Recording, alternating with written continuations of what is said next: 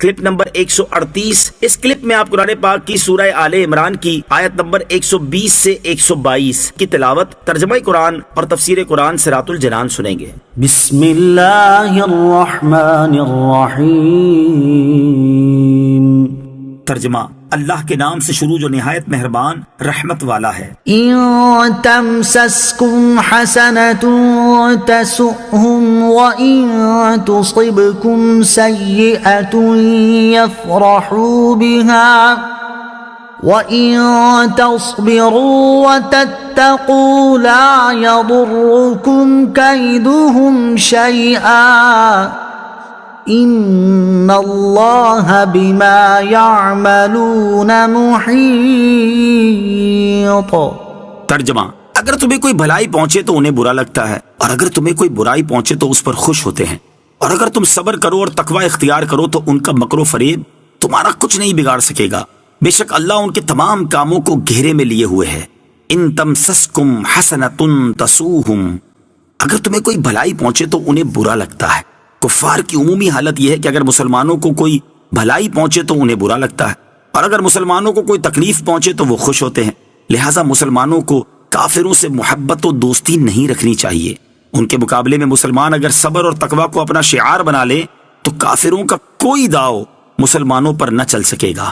وَإِذْ غَدَوْتَ مِنْ أَهْلِكَ تُبَوِّئُ الْمُؤْمِنِينَ مَقَاعِدَ لِلْقِتَالِ وَاللَّهُ سَمِيعٌ عَلِيمٌ۔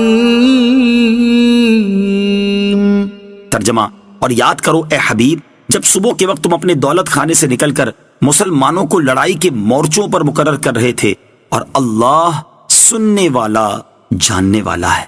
وَإِذْ غَدَوْتَ مِنْ أَهْلِكَ، اور یاد کرو اے حبیب جب صبح کے وقت تم اپنے دولت خانے سے نکلے۔ یہاں سے غزوہ احد کا بیان ہو رہا ہے، اور اس کے بعد غزوہ بدر کا تذکرہ ہے۔ جنگ احد کا بیان، یہاں رکوع کی ابتدا میں جنگ احد کا بیان ہے، جس کا مختصر واقعہ یہ ہے کہ جنگ بدر میں شکست کھانے سے کفار کو بڑا رنج تھا، اس لیے انہوں نے انتقام کے ارادے سے مسلمانوں سے جنگ کے لیے ایک بڑا بھاری لشکر تیار کر لیا۔ جب سرکار علی وقار صلی اللہ تعالی علیہ وآلہ وسلم کو خبر ملی کہ لشکر کفار احد میں پہنچا ہوا ہے تو آپ صلی اللہ تعالی علیہ وآلہ وسلم نے صحابہ کرام علیہم رضوان سے مشورہ فرمایا۔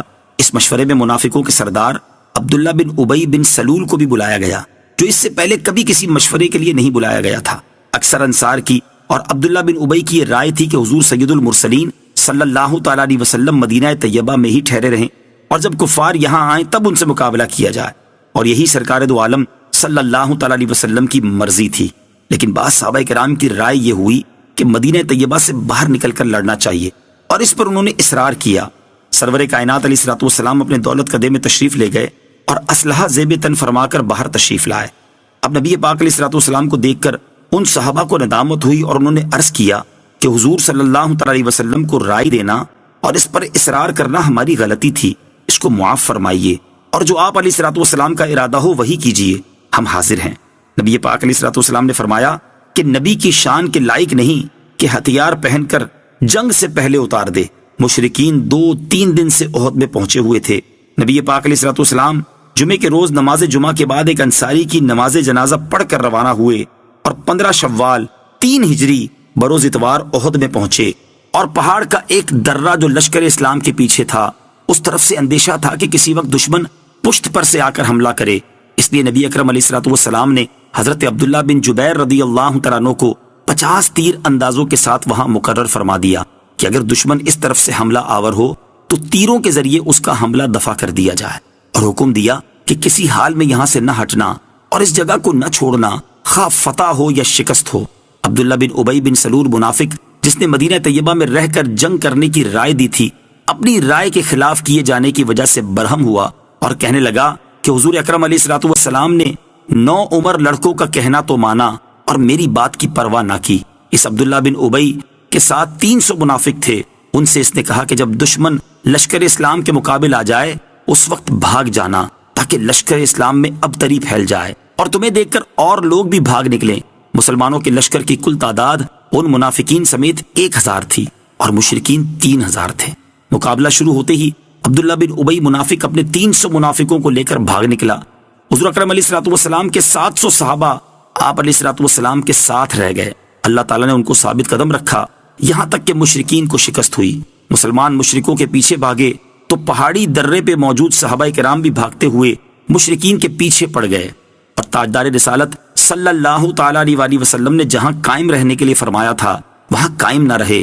اللہ تعالیٰ نے انہیں یہ دکھا دیا کہ بدر میں اللہ اور اس کے رسول صلی اللہ تعالیٰ علیہ وسلم کی فرما برداری کی برکت سے فتح ہوئی تھی، جبکہ یہاں نبی پاک علیہ الصلوۃ والسلام کے حکم کی مخالفت کا نتیجہ یہ ہوا کہ اللہ تعالیٰ نے مشرکین کے دلوں سے روب و ہیبت دور کر دی اور وہ پلٹ پڑے اور مسلمانوں کو نقصان اٹھانا پڑا. شہنشاہ مدینہ صلی اللہ تعالیٰ علیہ وسلم کے ساتھ ایک جماعت رہ گئی جس میں حضرت ابو بکر، حضرت علی، حضرت عباس، حضرت طلحہ اور حضرت سعد رضی اللہ تعالیٰ عنہم تھے.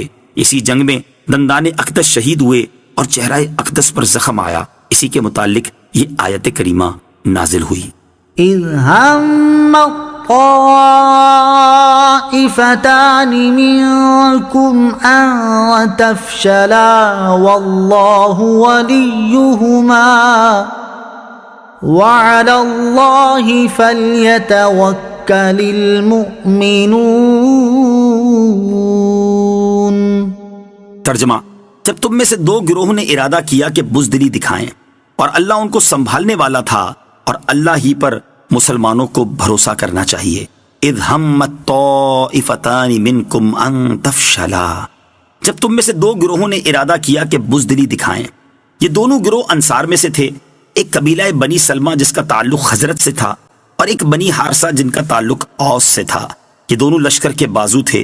جب عبداللہ بن ابی بن سلول منافق بھاگا تو ان قبیلوں نے بھی واپسی کا ارادہ کیا، لیکن اللہ تعالیٰ نے کرم فرمایا اور انہیں اس سے محفوظ رکھا اور یہ حضور اقدس علیہ الصلوۃ والسلام کے ساتھ ثابت قدم رہے. یہاں اس نعمت و احسان کا ذکر فرمایا ہے. آیت کے آخر میں توکل کی عظمت کو بھی بیان فرمایا. توکل کا مفہوم یہ ہے کہ اپنا کام کسی کے سپرد کر کے اس پر اعتماد کرنا. اللہ تعالیٰ پر توکل کرنے کا مطلب یہ ہے کہ اللہ تعالیٰ کے حقیقی کارساز ہونے کا یقین رکھتے ہوئے اپنے کام اس کے سپرد کر دینا.